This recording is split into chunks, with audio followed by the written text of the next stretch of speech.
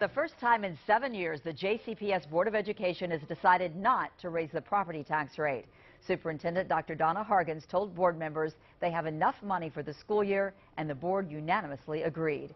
WLKY's Tim Elliott sat in on tonight's meeting. He has the reaction. Tim?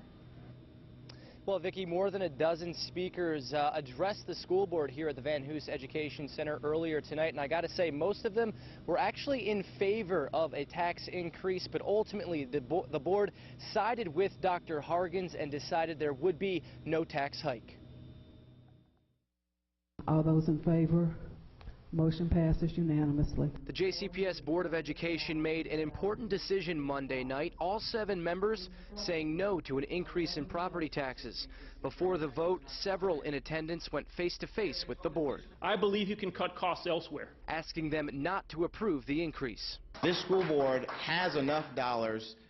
Dr. Hargens has enough dollars, as she already said, to do the job that she needs to do well. They also demanded that the board spend the budget wiser. Why should any American strive to live within their means on a budget when our elected officials seem to think that our money is theirs to be done as they please? I can no longer remain silent while you nickel and dime us to death in the hopes that these small incremental increases go unchallenged. The rate remains unchanged at 71 cents for every $100. That means a resident with a $100,000 home would pay $710 a year in property taxes.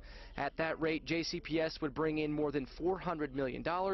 However, there were some in the crowd who believe that you can't put a price on a child's education. And I would gladly pay 10 times the necessary increase to guarantee our children receive the funding they need for the education they deserve. And if it means me paying a little more for my grandbaby to be in a smaller classroom with a person that is being paid and treated with respect, then I'm willing to pay that. By not funding our schools, the school board is hurting our children and endangering their future. After the meeting, Dr. Hargens was happy to see that her recommendation was adopted. So we feel very good that we've created an infrastructure of support in this budget without having to ask the taxpayers for a rate increase.